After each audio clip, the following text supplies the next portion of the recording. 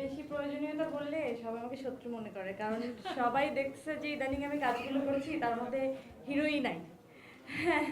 তো সবাই ভাবছে যে কি ব্যাপার, আমি হিরো ছাড়া মানে কাজ কিভাবে স্টার্ট করছি এবং কিভাবে শেষ করছি।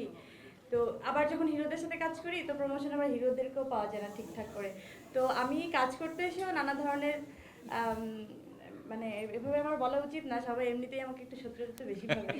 কেন কেন তারপর কেন জানি না, আমার মনে হয় যে আসলে কাজটাকে আমরা ফোকাস করি এবং সেটা হোক ওই যে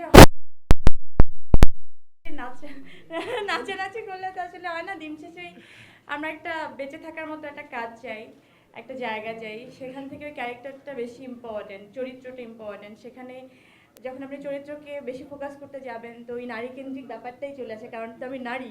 তো আমি ওইভাবেই কাজটা যখন করি তো আমার ভালো লাগে যে আমার এই টিমটার মধ্যে আমি প্রথমে ডিরেক্টর যখন মানে বললো যে একজন নারী ডিরেক্টর, তো আমি বললাম ঠিক আছে চলো, প্রথম ভাষাটা পাওয়া গেল।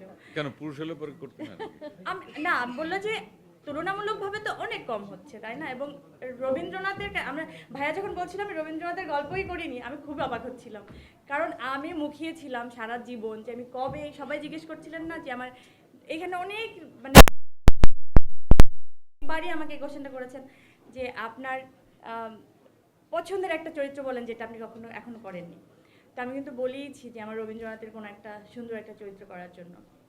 তো আমার জীবনে এরকম একটা আকাঙ্ক্ষা ছিল যে কবেই আমি চরিত্রটা করতে পারবো, সেখানে দেখছি ভাইয়াও করে নাই। ধরো বাবা শোনা শোনা হয়ে গেল। এই আত্মতৃপ্তিটা আসলে আমরা এই কাজটাকে একদম ঢেলে করতে চাই। দেখা যাক কতটুকু তৃপ্তি আমরা পাই এবং আপনাদেরকে দিতে পারি ইনশাআল্লাহ। আপনারা দোয়া করবেন, আমরা পুরোটাই যথাযথভাবে চেষ্টা করব।